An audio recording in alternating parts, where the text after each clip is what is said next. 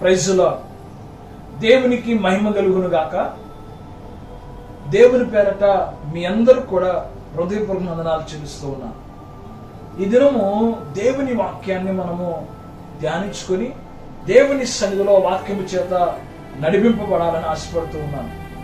ఈ కడవరి దినాలలో చాలా ప్రాముఖ్యమైన విషయం ఏంటంటే, దేవుని వాక్యాన్ని మనం జ్ఞాపకం చేసుకుంటూ మన జీవితాలని వాక్యానుసారంగా సరి చేసుకోవడం అనేది మనకెంతైనా అవసరం. మనము ఇంతకాలము చేసిన భక్తే కరెక్ట్ అనుకుంటూ ఒకవేళ మోసపోతున్నామేమో. కాబట్టి ఈ వాక్యాల ద్వారా మనం ఎంత భక్తిలో ఉన్నాం, మీరు ఎంత వరకు దేవుళ్ళు ఎదిగారు, మీరు ఇంకా ఏ విధమైన స్థితిలో ఉన్నారని గుర్తిరిగి ఆ వాక్యము చేత జీవితాన్ని మార్చుకుంటారని ఈ యొక్క కార్యక్రమాన్ని ప్రభు పేరట ప్రారంభించడం జరిగింది. కాబట్టి ఈ ఉదయకాల సమయం ముందు కూడా ఈరోజు కూడా దేవుని యొక్క వాక్యాన్ని మనము దేవుని సన్నిధిలో ధ్యానిద్దాం. అందుకంటే ప్రాముఖ్యంగా చిన్న ప్రార్థన చేసుకుని ఈ కార్యక్రమాన్ని ప్రభు సన్నిధిలో ప్రారంభిద్దాం. పరిశుద్ధుడా, ప్రేమగల తండ్రి, నీకు వందనాలు స్తోత్రాలు చెల్లిస్తున్నామయ్యా. ఇదిగో నా తండ్రి నాయన, ఈ కడవరి దినాలలో నీ వాక్యము చేత మేము బలపరచబడి ఇదిగో నీ సన్నిధిలో సిద్ధపడినట్లుగా మా జీవితాలు ఇంకనూ ప్రభు ఏ విధమైన స్థితిలో నుంచి మేము ఇంకా మెరుగుపరచబడాలో, సరి చేసుకోవాలో ఆ వాక్యాలతో మాతో మాట్లాడి మమ్మల్ని పరిశుద్ధపరచినట్లు సహాయం దయచేయండి. ఈ వీడియోలో ఈ చూస్తున్న వారు కూడా దేవుని వాక్యము చేత మార్చబడిలాగున, ఈ వాక్యము ప్రతి ఒక్క హృదయాలను కదిలించులాగున నీ సన్నిధితో నా తండ్రి నీ కృపలో మమ్మల్ని ఈ ఉదయకాల సమయం నీ వాక్యముతో నింపమని, వాక్యముతో మాట్లాడమని, నన్ను మరుగు చేసి మీ వాక్యాన్ని మాకు వినిపింపమని యేసు పరిశుద్ధ నామమున అడిగి ప్రార్థిస్తున్నాము తండ్రి, ఆమేన్. మంచిది. ప్రియమైన దేవుని బిడ్డలారా, ఈ ఉదయకాల సమయం ముందు కొన్ని విషయాలు నేను మీతో చెప్పాలనుకుంటూ ఉన్నాను. ఆ వాక్యాన్ని మనం ధ్యానించుకుందాం. దేవుని సన్నిధిలో చూడండి, మత్తయి సువార్త 5వ అధ్యాయం 8వ వచనం. ఈ వాక్యము తెలియనటువంటి వారు క్రైస్తవులు ఎవరో ఉండరు, అందరికీ ఈ వాక్యము తెలుసు. మత్తయి సువార్త 5వ అధ్యాయం అనగానే మీ అందరికి తెలిసిపోయింది. అందులో నుంచి ఏదో ఒక ధన్యత మాట్లాడతారు అని. అవును, మీరు అనుకున్నట్టుగానే ఈ రోజు మత్తయి సువార్త 5వ అధ్యాయం 8వ వచనంలో నుంచి ఒక ధన్యతని ప్రభు సన్నిధిలో మీతో మాట్లాడాలి అనుకుంటున్నాను. చూడండి, ఆ వాక్యాన్ని చదువుతాను. మత్తయి సువార్త 5వ అధ్యాయం 8వ వచనం. హృదయ శుద్ధి గల వారు ధన్యులు, వారు దేవుణ్ణి చూసెదరు. ప్రియమైన దేవుని బిడ్డలారా, దేవుని వాక్యం చెబుతుంది, హృదయము శుద్ధి గలవారు ధన్యులు, వాళ్ళు దేవుణ్ణి చూస్తారని చెబుతుంది. ఈ మాటలు మనం చూసినప్పుడు దేవుడు మనలో కోరుకుంటున్నది ఏందో మనకు అర్థమవుతుంది. ఆయన్ని మనం చూడాలి అంటే మనము ఒక పని చేయాలి అని దేవుడు మనతో మాట్లాడుతూ ఉన్నాడు. దేవుని వాక్యం మనతో మాట్లాడుతూ ఉంది. ఏంటది? ప్రభు అంటున్నాడు, హృదయాన్ని శుద్ధి చేసుకోవాలి. ఆ హృదయాన్ని శుద్ధి చేసుకోగలిగితే మీరు ధన్యులు అవుతారని. కాబట్టి ప్రియమైన వెళ్ళారా, హృదయం అనేది శుభ్రపరచుకోవాలని దేవుడి ఉద్దేశం. అంటే హృదయము శుద్ధి చేసుకోమన్నాడు అంటే మరి ఆ హృదయంలో ఏదో అపరిశుభ్రమైనవి, పనికిరానివి, మలిన్యము కలిగినవి ఉన్నాయని దేవుని వాక్యం మనతో మాట్లాడుతుంది. శుభ్రంగా ఉన్న ఇల్లుని ఎవరు శుభ్రం చేయమని చెప్పరు. ఆ ఇంట్లో చెత్త, ఆ ఇంట్లో మురికి, ఆ ఇంట్లో పలు రకాలైనటువంటి పదార్థాలు ఉంటే ఆ ఇల్లు మనం చూసినప్పుడు కానీ, ఆ గదిని మనం చూసినప్పుడు కానీ, ఆ స్థలాన్ని మనం చూసినప్పుడు కానీ శుభ్రం చేయండి అంటాం, శుభ్రం చేసుకోండి అంటాం. ఎందుకని? అది శుభ్రంగా లేదు, అందులో ఏదో చెత్తబడి ఉంది, అందులో ఏదో మురుకులై ఉన్నాయి. అందుకనే ఆ ప్రాంతాన్ని మనం శుభ్రం చేయాలి అంటాం. యేసయ్య కూడా ఏం చెబుతున్నాడంటే, ఇగో మీ హృదయాలు శుద్ధి చేసుకోవాలి అన్నాడు. అంటే హృదయాలు పరిశుభ్రంగా లేవు అని అర్థం. మానవ హృదయాలు పరిశుద్ధంగా లేవు.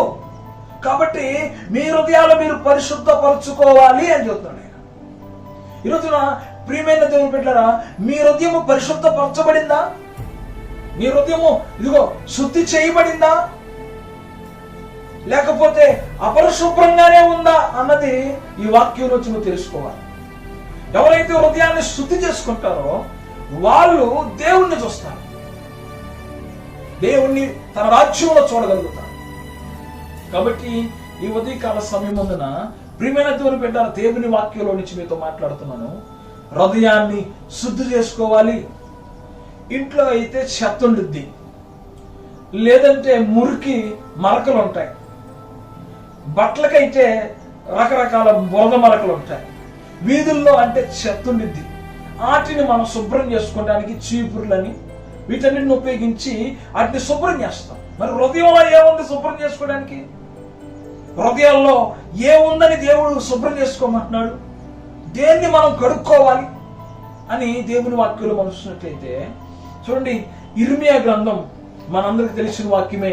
ఇర్మియా గ్రంథము 17వ అధ్యాయము 9వ వచనాన్ని నేను చదువుతున్నాను. ఇర్మియా గ్రంథము 17వ అధ్యాయము 9వ వచనం. హృదయము అన్నిటికంటే మోసకరమైనది, అది ఘోరమైన వ్యాధి గలది. ఆమేన్. దాన్ని గ్రహించగలవాడెవడు? హల్లెలూయా. కాబట్టి ప్రియమైన దేవుని బిడ్డలారా, ఒకని ప్రవర్తన బట్టి వాని క్రియల ఫలము చొప్పున ప్రతి కార్యము చేయుటకు యెహోవా అను నేను హృదయములను పరిశోధించువాడును, అంతరంద్రియములను పరీక్షించువాడును. దేవుని వాక్యం చెబుతుంది, ఆయన హృదయాలను ఏం చేస్తారంట? పరిశోధిస్తాడు. అంతరంగంలో ఉన్నటువంటి విషయాలను ఆయన పరీక్షిస్తాడు. పరిశోధన జరిగింది. ఎలాగా? హృదయము నీ హృదయం పరిశుద్ధమైందో కాదో ఎలా తెలిసిద్ది అంటే ఆయన చెబుతాడు, ప్రతివాని ఫలము చొప్పున, క్రియల ఫలము చొప్పున హృదయం యొక్క స్థితి అర్థమైంది. ఎందుకని? హృదయము మోసకరమైన హృదయం అంట. అది వ్యాధి కలిగింది, జబ్బు కలిగింది. అదాన్ని గ్రహించగలిగిన హృదయము, ఆలోచన ఎవరికి ఉంది? ఈ రోజున చాలా మంది నేను చాలా భక్తిగా ఉన్నానండి, చాలా నీతిగా ఉన్నానండి, నేను చాలా చాలా అని సంబరపడిపోతూ ఉంటాను. కానీ దేవుని వాక్యం చెబుతుంది, ఒక్కడు హృదయము శుద్ధి చేయబడిందా, పరిశుద్ధపరచబడిందో లేదో తెలియాలంటే అదిగో దేవుడు ఎలా తెలుసుకుంటాడంట? అతని క్రియల ఫలము చొప్పున ఆయన కనుగొంటాడు. పరీక్షిస్తాను అని చెబుతున్నాడు. కాబట్టి ఉదయకాల సమయమందున ప్రియమైన దేవుని బిడ్డలారా, మన హృదయము నిజంగా పరిశుద్ధపరచబడిందా, ఇంకా అపరిశుభ్రంగానే ఉందో ఆలోచించాలి. దేవుడు చూస్తున్నది నీ పైరూపంగా చూపించే భక్తిని కాదు, నీ హృదయము శుద్ధంగా ఉందా లేదా, పరిశుద్ధంగా ఉందా లేదా చూస్తున్నాడు. మత్తయి సువార్త 23వ అధ్యాయంలో ఒక మాట రాసిబడి ఉంది. చూద్దాం ఒకసారి. మత్తయి సువార్త 23వ అధ్యాయం. మత్తయి సువార్త 23వ అధ్యాయం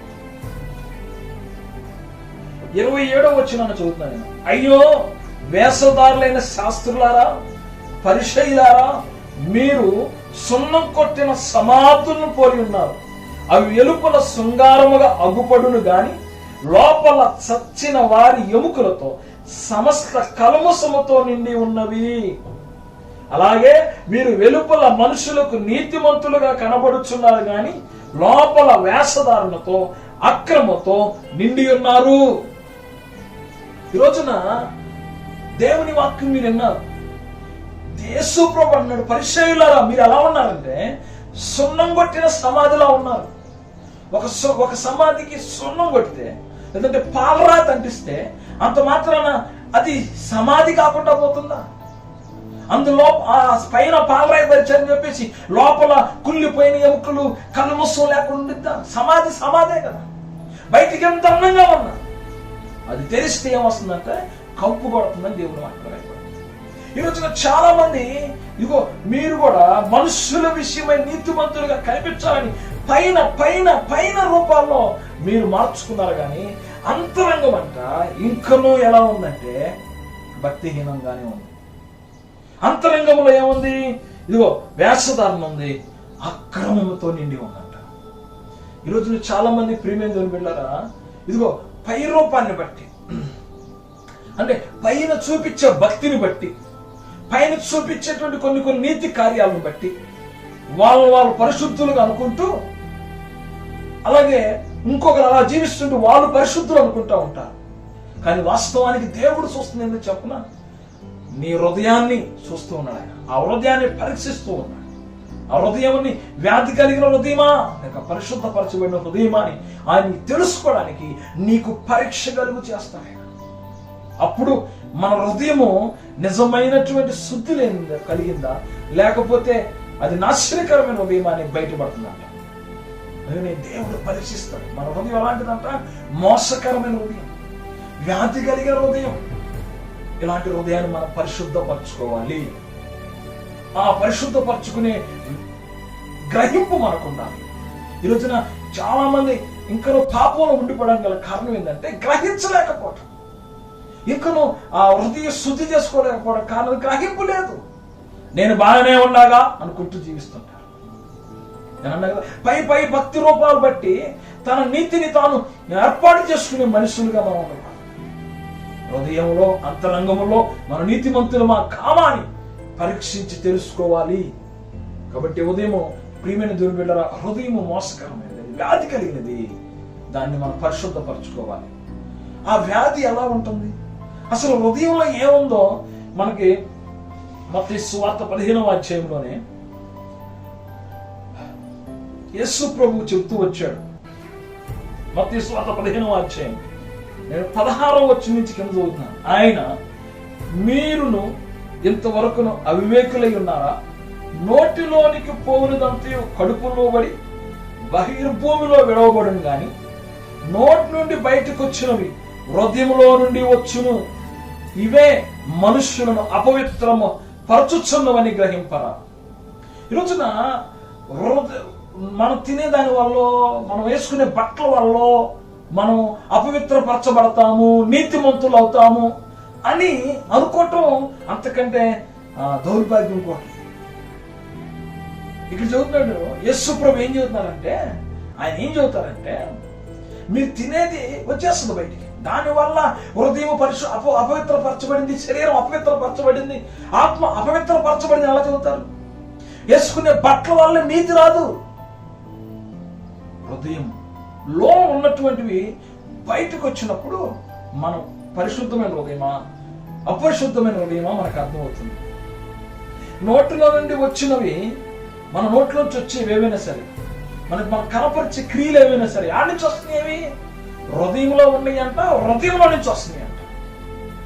కాబట్టి హృదయము గ్రహించాలి. మీ హృదయం ఏ హృదయం, ఎలాంటి హృదయం? వ్యాధి కలిగిన హృదయమా, శుద్ధి చేయబడిన హృదయమా? అందుకే ఈరోజు చాలా మంది దేవుణ్ణి చూడలేని స్థితి, ఆయన్ని కనుగొనలేని స్థితి, ఆయన మనసు అర్థం చేసుకోలేని స్థితి. ఎందుకంటే ఇంకా హృదయం పరిశుద్ధపరచబడలేదు. చూద్దామా ఏమొస్తుందో, ఆ హృదయంలో ఏముందో కూడా ఆయన చెబుతూ వచ్చాడు. అవే మనల్ని అపవిత్రపరుస్తాయి. హృదయంలో ఉన్నవే మనల్ని అపవిత్రపరుస్తున్నాయి. కాబట్టి ఆ హృదయాన్ని మనం పరిశుద్ధపరచుకోవాలి. ఎలాగో పరిశుద్ధపరచుకోవాలి? గ్రహించాలి.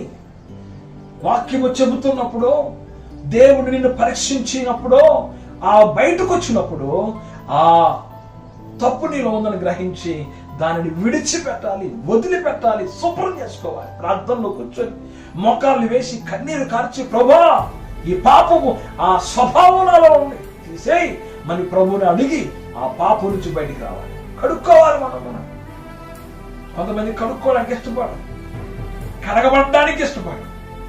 అంటే ఒప్పుకోని స్వభావాన్ని మనము కడగని స్వభావం అంటాం. నేను అంట దాన్ని కాదు, నేను అంట వాడిని కాదని బొక్కుతూ ఉంటారు. కానీ దేవుని సన్ను ఒప్పుకొని విడిచిపెడితే నువ్వు కడగబడతావు, శుద్ధి చేయబడతావు. ఏమొస్తుంది? హృదయం దురాలోచనలు, నరహత్యలు, వ్యభిచారములు, వేశ్యాగమనములు, దొంగతనములు, అబద్ధ సాక్ష్యములు, దేవదూషణలు హృదయంలో నుండే వచ్చును. ఇవే మనసుని అపవిత్రపరచు గాని చేతులు కడుక్కొనక భోజనం చేయుట మనుషులను అపవిత్రము పరచదని చెప్పాను. మనల్ని అపవిత్రపరిచేవండి బాహ్య సంబంధమైనవి కావు, అంతరంగ సంబంధమైనవి మనల్ని అపవిత్రపరుస్తూ ఉంటాయి. అవి మనల్ని నాశనం చేస్తూ ఉంటాయి, కాబట్టి ప్రియమైన నీ అంతరంగం శుద్ధిగా ఉందనుకోండి, నువ్వు నిలబడిన స్థలం అపవిత్రమైనప్పటికీ అది నిన్ను అంటకుండా నువ్వు పరిశుద్ధంగా జీవించడానికి అవకాశం ఉంటుంది. చాలా మంది చెబుతుంటారండి, అక్కడికి వెళ్ళకూడదు ఏడకి వెళ్ళకూడదు అనుకుంటా ఉంటారు. ఎందుకనంటే వాళ్ళ హృదయాలు పరిశుద్ధంగా లేవు, ఇంకా సిద్ధపడలేదు. అందుకే వాళ్ళు ఆడికి వెళ్ళినప్పుడు పడిపోయే అవకాశం ఉంది, జారిపోయే అవకాశం ఉంది. అలాంటప్పుడు వాళ్ళు వెళ్ళకపోవటమే మంచిది. కానీ యేషూపున్న ఆ దేశం ఎలా ఉంది? అపవిత్రతతో నిండి ఉంది, భయంకరమైన విగ్రహారాధనతో నిండి ఉంది, పాపపు ఆలోచనలతో నిండి ఉంది. యవనస్తులందరూ పాపంలో పడిపోయి కొట్టెమిట్టాడుతూ ఉన్నారు, వ్యసనాలతో నింపబడి ఉన్నారు. ఇంతటి భయంకరమైన పాపపు ఐగుప్తులో ఉన్న యోసేపు ఎలా పరిశుద్ధంగా ఉండగలిగాడంటే ఆయన హృదయం శుద్ధిగా ఉంది, అందుకు ఆయన పరిశుద్ధంగా ఉండగలిగాడు. దానియేలు బబులోను దేశంలో ఎలా పరిశుద్ధంగా ఉండగలిగాడు అన్ని సంవత్సరాలంటే ఆయన హృదయం అంతా శుద్ధి చేసుకున్నాడు కాబట్టి, హృదయాన్ని కడుక్కున్నాడు కాబట్టి, హృదయాన్ని పరిశుద్ధపరుచుకున్నాడు కాబట్టి. ఆయన చుట్టుపక్కల వారు ఎంతమంది పాపం చేసినా, ఎంతమంది ద్రోహాలు చేస్తున్నా ఈయనలో మాత్రము ఏ విధమైన కలుముషము పాపము లేని వాడిగా జీవించగలిగాడు, అంటకుండా జీవించగలిగాడు. ఈరోజు చాలా మంది నిర్మాణం తీసుకుని జీవిస్తూ ఉంటారు. వాళ్ళతో మాట్లాడను, వీళ్ళతో మాట్లాడను, మంచిదే, నీ హృదయం అలా ఉంది కాబట్టి వాళ్ళతో మాట్లాడితే పడిపోతాం. కానీ నిజంగా నీ హృదయం పరిశుద్ధ పరచబడితే, యేసు ప్రభు వేశ్యతో మాట్లాడినా ఆయన హృదయం పరిశుద్ధంగానే ఉంది. ప్రియమైన దేవుని బిడ్డలారా, మనము పరిశుద్ధ పరచబడాలంటే స్థలమో లేకపోతే తిండో వస్త్రాలో కాదు. ముందు మన హృదయము ఏ స్థితిలో ఉందో మనం కనుక్కొని దాన్ని మనం పరిశుద్ధపరచుకోగలగాలి. అప్పుడు నీ హృదయం పరిశుద్ధపరచబడితే నీ కన్ను తేటపడుతుంది, నీ కన్ను తేటపడితే నీ దేహము తేటపడుతుంది, నీ నోరు తేటపడుతుంది, నీ క్రియలు పరిశుద్ధపరచబడతాయి. కాబట్టి దేవుని సంఘంలో ఉన్న మనము మన హృదయాన్ని పరిశుద్ధపరచుకోవాలి. ఏముందా హృదయంలో? దురాలోచనలు ఉన్నాయంట, నరహత్యలు ఉన్నాయంట, వ్యభిచారం ఉందంట, వేష సాంగత్యం ఉందంట, దొంగతనాలు ఉన్నాయంట, అబద్ధాలు ఉన్నాయంట, దేవుణ్ణి దూషించే అనుభవం కూడా ఇందులో ఉందంట, హృదయంలో ఉన్నాయి. ఇవి దాచువ అవన్నీ హృదయం అలా ఉండిపోయి అంటుకొని మురికి పట్టిన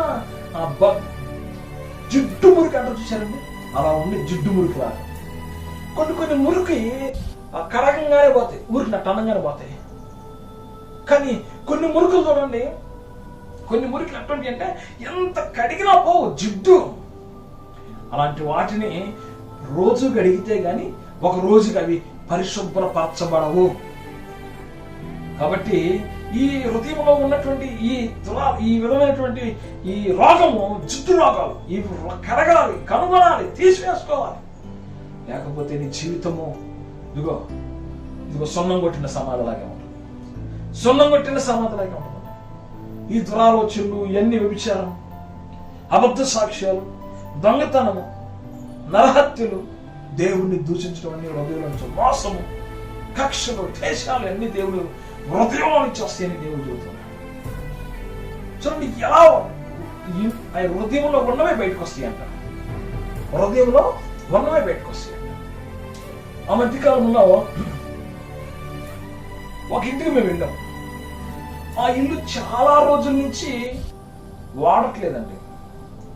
ఆ ఇంట్లో ఉండవలసిన వారు అక్కడ లేకుండా వేరే ఊరిలో వాళ్ళ ఇంట్లో ఉంటూ ఉన్నారు, వీళ్ళింట్లో లేరు. ఆ తర్వాత ఒకరోజు ఆ ఇంటికి వెళ్ళినప్పుడు తాళాలు తీసి ఇంట్లోకి వెళ్ళంగానే ఆ ఇంటిలో ఎలుకలుని మేము తొలగదేగానే ఎలుకలు అటు ఇటు వరకే తెలిపి, అప్పుడు దాకా మనకు ఆ ఇంట్లో ఎలుకలున్న సంగతి మాకు తెలియదు. సరే ఇక్కడే కదా అనుకో, ఇంకో రూలోకి వెళ్తే అక్కడ ఎలుకలు కనిపించలేదు, కానీ వాటి యొక్క మలం అది ఇచ్చినటువంటి అది విసర్జించినటువంటి అవన్నీ ఆడబడిపోయాడు. అప్పుడు మాకు అర్థమైంది ఇక్కడ ఎలుకలు తిరిగాయి అని.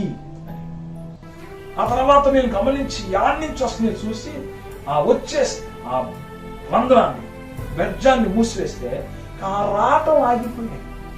ఒకటి ఎలుకలు కనిపించాయి, ఇంకో రోజులకి వెళ్తే ఎలుకలు లేవు, కానీ వాటికి సంబంధించినటువంటి కొన్ని క్రియలు కనిపించాయి, కొన్ని విషయాలు కనిపించినప్పుడు మాకు అనిపించింది ఇక్కడ ఎలుకలు తిరుగుతున్నాయి. ఆ తర్వాత ఎలుకలు చంపడానికి కొన్ని వస్తువులు పెడితే కొన్ని ఎలుకలు రాత్రి పడ్డాయి. అంటే అర్థమైంది, అవి వచ్చాయి, దొరికాయి. అలాగే మన హృదయంలో కూడా మనకి తెలియకుండా మనలో ఏదో దాగి ఉంది. అది బయటికి రావాలంటే పరీక్ష చేయబడాలి.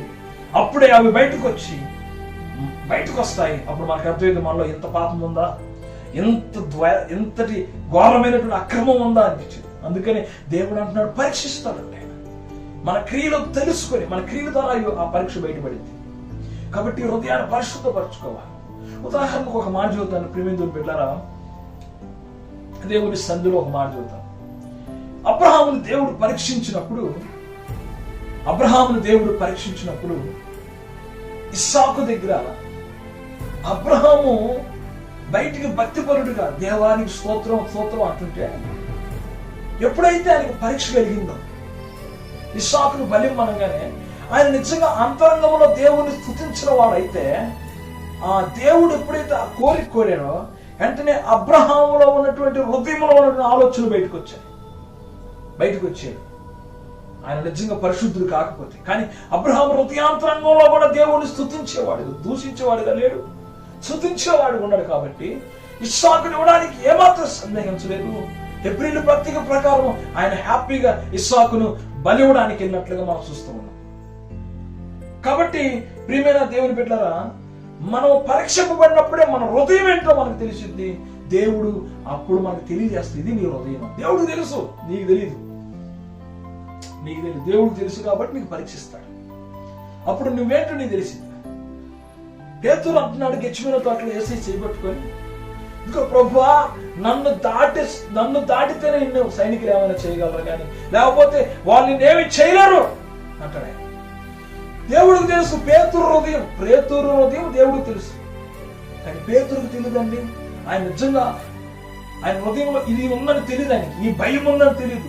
ఈ విధంగా దేవుడిని విడిచిపెడతారని ఆయన ఆలోచనే ఉందని ఆయన ఊహించలేదు. నాకు దేవుడు అంటే ఇష్టం కదా, దేవుడు అంటే నమ్మకం ఉంది కదా అనుకున్నాడు. అంతేగాని హృదయంలో ఆయన దేవుణ్ణి విడిచిపెట్టే స్వభావం ఉందని, ఆలోచన ఉందని పేతురుకే తెలియదు. ఎప్పుడు బయటకు వచ్చింది? పరీక్షించబడ్డాడు సిలువ దగ్గర. ఆ మంట దగ్గర కూర్చున్నప్పుడు ఆ పాప అంట, నువ్వు కూడా యేసునితో పాటు తిరిగావు కదా అనగానే, పరీక్షింపబడంగానే ఈయనకు అంతరంగంలో ఉన్నటువంటి ఆ పాపం బయటకు వచ్చేసి నాకు తెలీదు అన్నాడు. అప్పటికి పేతురు గ్రహించలేదు. రెండోసారి అన్నాడు, మూడోసారి అన్నాడు, కానీ యేసు చెప్పాడు, కోడు గుయ్యక మునుపు 3 సార్లు నువ్వు నన్ను తెలియదు అంటావని. ఎప్పుడైతే కోడు కూసిందో అప్పుడు గ్రహించాడు, నిజమే నా హృదయంలో దేవుణ్ణి విడిచిపెట్టే ఒక స్వభావం ఉంది. ఎప్పుడంటే శ్రమలు వచ్చినప్పుడు, కష్టం వచ్చినప్పుడు నేను యేసుని వదిలిపెట్టేసేటువంటి అనుభవం కలిగి ఉన్నానని పశ్చాత్తాపడి ప్రాధేయపడి మనసు మార్చుకున్నానండి. ఈరోజున పరీక్షింపబడితే కదా మన హృదయాలు అలా ఉంది. ప్రియమైన దేవుడి బిడ్డలారా, దేవుని సన్నిధిలో మనం పరీక్షింపబడతాం. ఒక్కోసారి ఆ పరీక్షలో ప్రభు మనకి తెలియజేస్తాడు నీ హృదయం ఎలాంటిదో అని, నీ మనసు ఎలాంటిదో అని. ప్రియమైన దేవుని బిడ్డలారా, సౌలు చాలా ఆత్మాభిషేకం పొందినవాడే, కానీ తన హృదయంలో ఒక చిన్న పాపం ఉండిపోయింది. అది పరీక్షించడానికే దేవుడు దావీదును లేపితే, దావీదును పంపిస్తే, ప్రియమైన దేవుని బిడ్డలారా, ఆ హృదయం బయటపడిపోయింది. స్వార్థపూరితమైన హృదయం బయటపడిపోయింది. ఈ రోజున చాలా సార్లు నీ జీవితంలో పరీక్షలు జరిగినప్పుడు నీ హృదయంలో నుంచి దోషం, కొంతమంది కొడుకు ఏమన్నా పెట్టించుకోరండి, కొడుకు కూతురు ఏమన్నా పెట్టించుకోరు. మేము అంటారు, మేమెంత మా కూతురు మా కొడుకు ఎంత తింటున్నారు మీకు తెలుసా, మేమెంత తగ్గించుకోనట్లేదు అంటారు. అదే కోడలో తన భర్త ఎవరో ఒకరు వచ్చి దూషిస్తే ఆ కొడుకు దగ్గర ఉన్న సహనం, ఆ కొడుకు దగ్గర కూతురు దగ్గర ఉన్న సహనం కోల్పోయి ఈమె మీద తిట్టలేకపోయినా సనుగుతారు, గొనుగుతారు, లోపల కుళ్ళుకొని ఆలకెలకి చెబుతా ఉంటారు. అంటే నీ హృదయం అక్కడ పరిశుద్ధంగా ఉన్నట్టేనా? అంటే నీలో నుంచి ఏమొస్తుంది? ఇప్పుడు అలాంటిదమ్మా, ఈమె ఎలాంటిదమ్మా అని దూషించి అనుభవం రావట్లేదా? అంటే ఒక చోట నువ్వు నీ హృదయాన్ని కంట్రోల్ చేసుకోగలిగావు, మరొక చోటకు వచ్చేసరికి నీ హృదయాన్ని నువ్వు కంట్రోల్ చేసుకోలేకపోయావు. అందుకనే దేవుడిని పరీక్షించాడు. వీళ్ళ దగ్గర బాగానే ఉన్నా అంటే నీకు తెలియదు, నీకు లోపల ఉందని అది బయటకు రావాలంటే ఆ ఫలానా వ్యక్తి నిలబడితే నువ్వు బయటపడతావు. బయటపడిన తర్వాత నువ్వు తెలుసుకో, అమ్మో ఏంది ఎంత మాట్లాడుతున్నాను నేను, అమ్మో ఏంది ఇలా ఆలోచిస్తున్నాను నేను, అంటే నాలో ఇంత ఘోరమైన వ్యాధి కలిగిన హృదయం అనాది, పాపం కలిగిన హృదయం అని చెప్పేసి వెంటనే మోకరించి దేవుని సన్నిధిలో ప్రార్థన చేసుకుని దాన్ని విడిచిపెట్టాలి, కడుక్కోవాలి. అంతేగాని ఆ పాపంతో నివసించి ఆ పాపంతో జీవించి నశించిపోనే పోకూడదు. ప్రియమైన దేవుని బిడ్డరా, మీరు గమనించాలి, దేవుని సన్నిధిలో మీరు గమనించాలి, హృదయం పరిశుద్ధపరచుకొని ఉండాలి. దేవుని సన్నిధిలో హృదయాన్ని కాపాడుకోవాలి. ఈ విధంగా పరీక్షలు జరిగినప్పుడే కదా నీ హృదయం ఎలాంటిది, నీ హృదయంలో తెలియని అసూయ, తెలియని కక్ష, తెలియనటువంటి భేదాలు, తెలియని కామ కోరికలు, ఎంతటి నల్లగా ఉన్న అబ్బాయి కనిపించేది అనుకోండి, ఏ అమ్మాయికి ఇష్టం ఉండదు. కొంచెం ఎర్రగా బుర్రగా పొడుగ్గా పొట్టిగా ఉంటే అప్పుడు ఎంతో మనసు వారేసుకుంటూ ఉంటాడు. అంటే నువ్వు పరిశుద్ధుడు కాదు, పరిశుద్ధురాలు అని కాదు, నీ హృదయానికి వాళ్ళు నచ్చలేదు కాబట్టి వాళ్ళు వదిలేసి నచ్చివాడితో వెళ్ళిపోతావా? అదే పరిశుద్ధత అంటే. పరిశుద్ధత అంటే ఏ స్థితిలో అయినా సరే నీవు పరిశుద్ధంగా కాపాడుకోవాలి. ప్రియమైన దేవుని బిడ్డలారా, ప్రభు సన్నిధిని గమనించండి. ఉదయకాల సమయంలో దేవుని వాక్యం చెబుతుంది, హృదయ శుద్ధిగా అలవాటు. ఆ హృదయంలో ఏదో అపవిత్రత ఉంది, ఏముంది, దూషించే అనుభవం ఉంది. తర్వాత నరహత్య, హత్య చేసే అనుభవం, హత్య చేయడం అంటే ఏం లేదు, కక్ష పెట్టుకొని కోపం పెట్టుకొని లోపల వ్యక్తిని దూషించటం వలన, లోపల వ్యక్తి గురించి తప్పుగా ఆలోచించటం వలన నువ్వు ఆఖరికి హత్య చేసేవాడు. కొంతమంది మాటలతో చంపేస్తా ఉంటారు. విచారం ఇచ్చినటువంటి భార్య కాదని ఇంకో భార్య, ఇంకో ఆమెతో, భర్త కాదని ఇంకో ఆయనతోటి జీవించే జీవితమే విచారం. అలాగే క్రైస్తవులైన మనం క్రీస్తుతో కాదని లోకంతో, లోకాశలతోటి బతికితే అది వ్యభిచారమే కదా, వ్యభిచారమే. కాబట్టి నీ హృదయంలో ఇలాంటివి ఉన్నాయా? నువ్వు పరిశుద్ధపరచబడ్డావా లేదా ఆలోచించు. తర్వాత వేశ్య సాంగత్యం, నీ సాంగత్యం ఎవరితో అవ్వాలి? దేవునితో అవ్వాలి. వేశ్య ఎలా ఉండిద్ది? ఆ పక్క వారిని నాశనం చేసే అనుభవం కలిగింది. నీ జీవితం నాశనం చేసే సాతానుతోనా, లేకపోతే పరిశుద్ధపరచబడే దేవునితోనా? చాలా మంది చూడండి, దేవుని సన్నిధిలో ప్రార్థన చేయడానికి టైం చూసుకుంటా ఉంటారు. చర్చికి వచ్చిన టైం చూసుకుంటా ఉంటాడు. ఇంటికాడ టీవీ చూడటానికి టైం ఉండదు, స్నేహితులతో కూర్చొని ముచ్చట్లు ఆడడానికి టైం ఉండదు.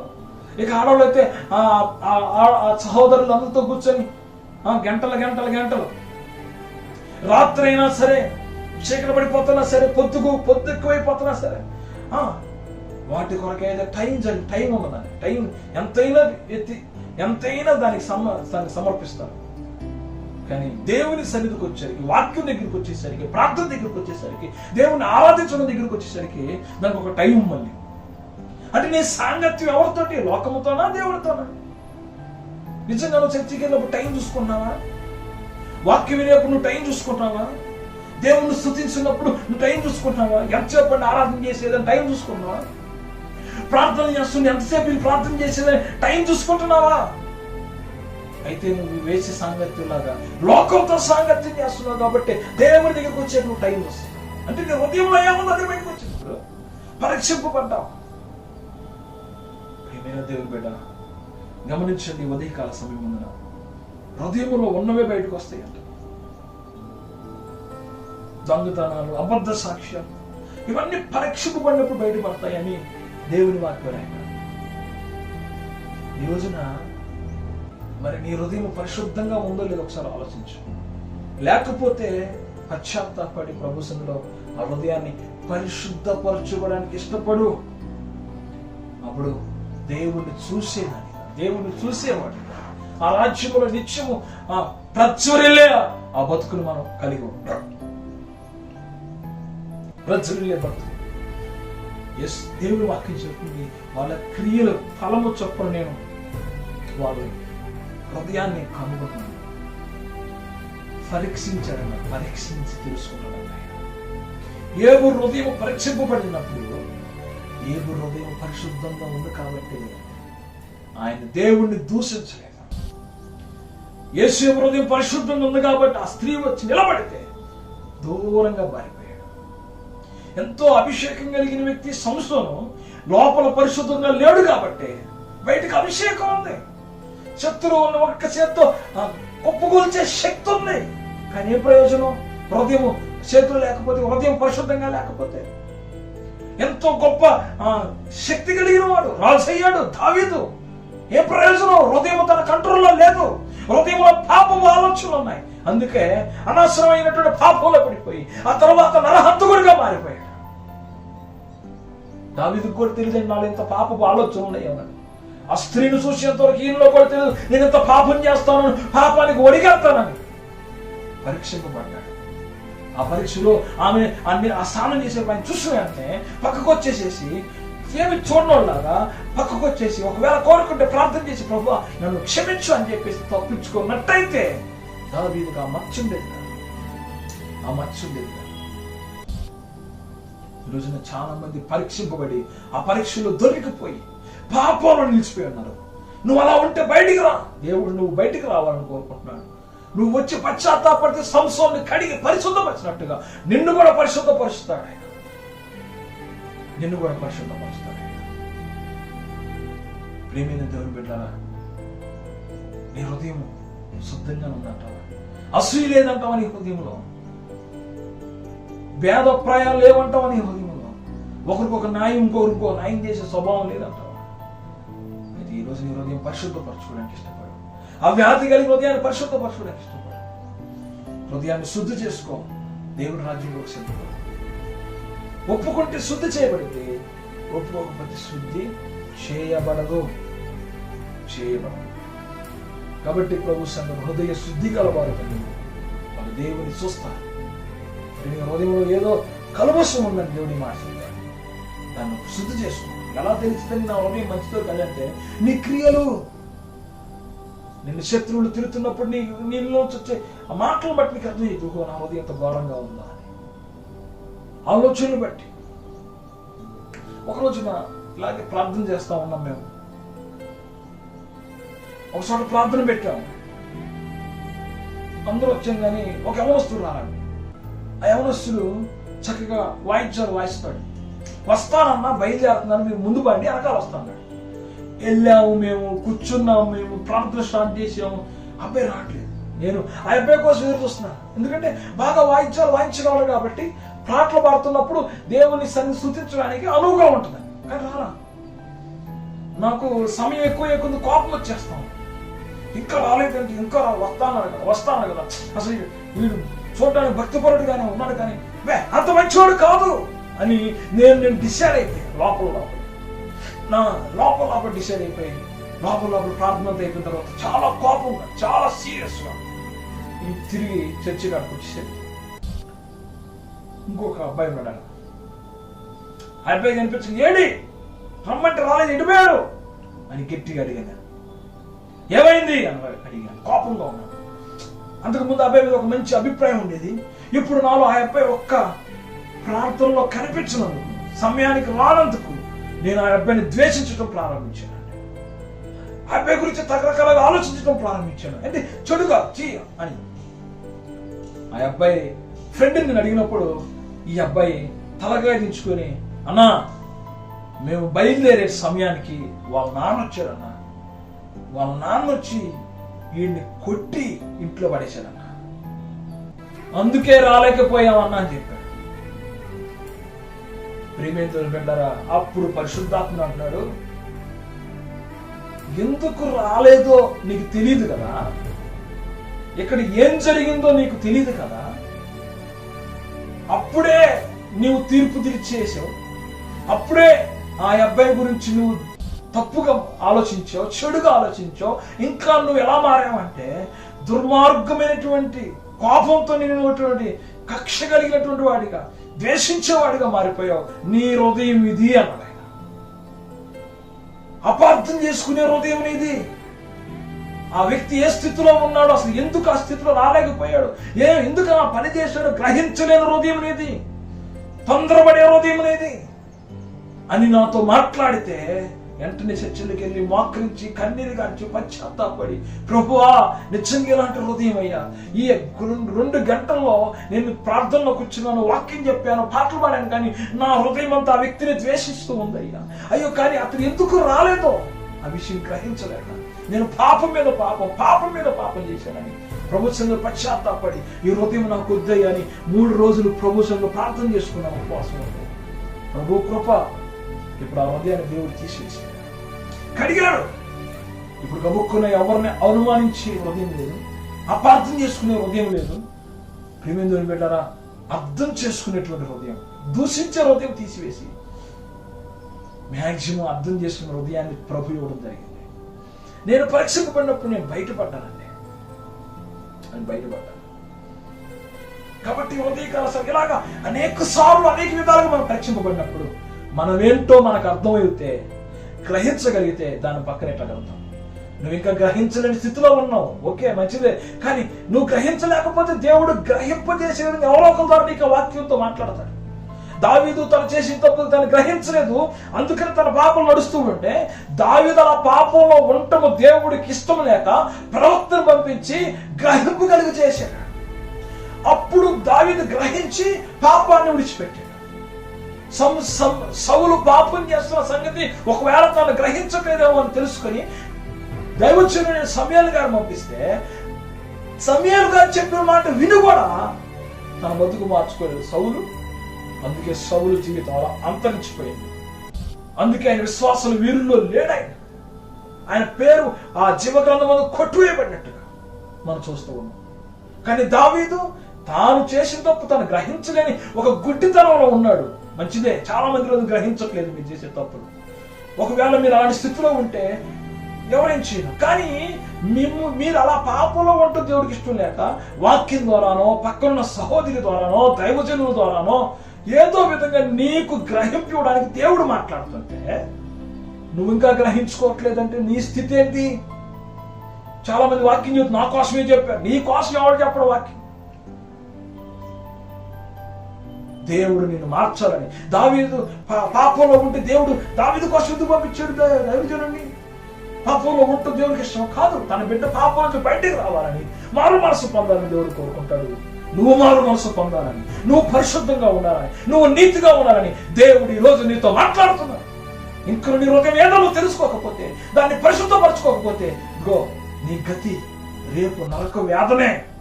లేదు ఇగో ఇప్పుడు నీ జరుగుతున్న పరీక్షల్లోనూ శ్వాసంలో నీ హృదయం మీద నీకు తెలిసినట్లయితే, లేదు వాక్యం ద్వారా నీ హృదయాన్ని గ్రహించగలిగితే ఇప్పుడే మోకరించి ప్రార్థన చేసుకో, పశ్చాత్తాపడు. ఆ హృదయం మారినంత వరకు దేవుడు పాదాలు విడిచిపెట్టవా. ఖచ్చితంగా హృదయం పరిశుద్ధపరచబడితే దేవుని కృపను పొందుకుంటాం. హృదయం శుద్ధిగా ఉండాలంటే హృదయంలో ఎన్నో భయంకరమైనటువంటి ఘోరమైనటువంటి ఆ క్రియలు ఉన్నాయి, అవి తీసివేయాలి. అవి బయటకు వస్తాయంటే సమయాన్ని బట్టి, పరిస్థితిని బట్టి, అనుకూలతను బట్టి బయటకు వస్తూ ఉంటాయి. ఒకేసారి అవి బయటకు రావు, ఒక్కొక్కసారి ఒక్కొక్కటి బయటకు వస్తూ ఉంటుంది నీ జీవితంలో. అంటే నీలో ఉంది కాబట్టి వచ్చిందని, లేదంటే ఆ టైం రాదు, రానే రాదు. కాబట్టి కళ్ళు మూసుకో, ప్రభుత్వంలో ప్రార్థన చేసుకున్నాం. ప్రేమగల తండ్రి నీకు వందనాలు, స్తోత్రాలయ్యా. శక్తి కలిగిన వాడిని, మహిమ కలిగిన వాడిని వందనాలు. ఈ రోజు నా ప్రభా నీ వాక్యం వింటూ నీ బిడ్డలందరూ జ్ఞాపకం చేసుకోండి. ఇదిగో హృదయాల్లో ప్రభా అనేకమైనటువంటి వ్యాధి కలిగిన హృదయాలు ఉన్నాయి, మోసకరమైన హృదయాలు ఉన్నాయి ప్రభా. వాటిని క్రియల ద్వారా గుర్తించడానికి నీ బిడ్డలకి జ్ఞానం దయచేయండి. గుర్తించిన వెంటనే దాని గురించి పశ్చాత్తాపడి విడిచిపెట్టే మనసు దయచేయండి ప్రభా. ప్రతి హృదయాన్ని శుద్ధి చేసుకునేటువంటి అనుభవం దయచేయండి. హృదయం శుద్ధిగా మార్చబడలాగా, పరిశుద్ధపరచబడలాగా ప్రభు దయచేయమని ప్రార్థన చేస్తున్నాం. ఆ హృదయంలో నుంచి బయటకు వచ్చేవి గుర్తెరిగి, వాళ్ళలో ఉన్న తప్పేంటో గుర్తెరిగి, పాపమేదో గుర్తెరిగి దాన్ని విడిచిపెట్టే వారిగా చేయమని ప్రార్థన చేస్తున్నాం తండ్రి. ఒకవేళ వాళ్ళు గుర్తించలేకపోయినా ఎవరన్నా చెబుతున్నప్పుడు ఎదురు తిరిగి వాళ్ళని హింసించకుండా లోబడే స్వభావం ఈ వాక్యం విన్న వాళ్ళందరూ దయచేయండి. పరిశుద్ధపరచండి, రాకడ కొరకు సిద్ధపరచండి. ప్రతి ఉదయాన్ని ప్రతి హృదయాన్ని సిద్ధపరచమని ప్రార్థన చేస్తున్నాం, పరిశుద్ధపరచమని ప్రార్థన చేస్తున్నాం, కడగమని ప్రార్థన చేస్తున్నాం. నీ వాక్యములో బిడ్డలందరినీ దర్శించమని, నీ సన్నిధిలో స్థిరపరచమని, నీ కృపలో బలపరచమని, అయ్యా నీ కృపలో ఈ వాక్యం వింటున్న వారందరూ హృదయాలు కదల్చబడును గాక, పరిశుద్ధపరచబడును గాక అని ప్రార్థన చేస్తున్నాం. యేసు నామములో ప్రభువు హృదయాన్ని కడిగి మీ నామాన్ని మహిమపరచుకోమని యేసయ్య పరిశుద్ధ నామాన్ని అడిగి ప్రార్థిస్తున్నాము తండ్రి. ఆమేన్, ఆమేన్. దేవునికి మహిమ కలుగును గాక. హల్లెలూయా. ప్రభు పేరట మరొకసారి మీ అందరికి వందనాలు. ప్రియమైన దేవుని బిడ్డలారా, మరి దేవుని సన్నిధిలో మన వాక్యం విన్నప్పుడు వాక్యానికి లోబడే వారిగా మనం ఉండాలి. మరి ఇలాంటి వాక్యాలు మీకు అనేకమైన వాక్యాలు ప్రకటన దినాల్లో మనం ఏ విధంగా సిద్ధపడాలో మీకు అందించడానికి ప్రభువు ఇచ్చినటువంటి జ్ఞానాన్ని బట్టి ఈ కార్యక్రమాన్ని జరిగించడానికి దేవుడు కృప చూపించాడు. అయితే మీరు చేయాల్సిన పని అవుతుంది ఏంటంటే, మీరు చూస్తున్న వీడియోని లైక్ చేసి ఈ వాక్యాన్ని ఈ వాక్యాన్ని అనేక మందికి మీరు షేర్ చేసినట్లయితే వాళ్ళకు కూడా ఈ వాక్యం అందుతుంది. అలాగే ఈ ఛానల్ మీరు సబ్స్క్రైబ్ చేసినట్లయితే ఇంకా అనేక మందికి అందే అవకాశం ఎక్కువగా ఉంటుంది. కాబట్టి ప్రియమైన దేవుని బిడ్డలారా, ఈ వాక్యం ఇచ్చిన మీరు ఈ 3 లైక్ చేసి షేర్ చేసి అనేక మందికి వాక్యాన్ని పంపించగలరని, సబ్స్క్రైబ్ చేయగలరని నేను ఆశిస్తున్నాను. ప్రభు మిమ్మల్ని అందరినీ సిద్ధపరిచి దేవుని రాకడ కొరకు నిలబెట్టును గాక. ఆమేన్, ఆమేన్.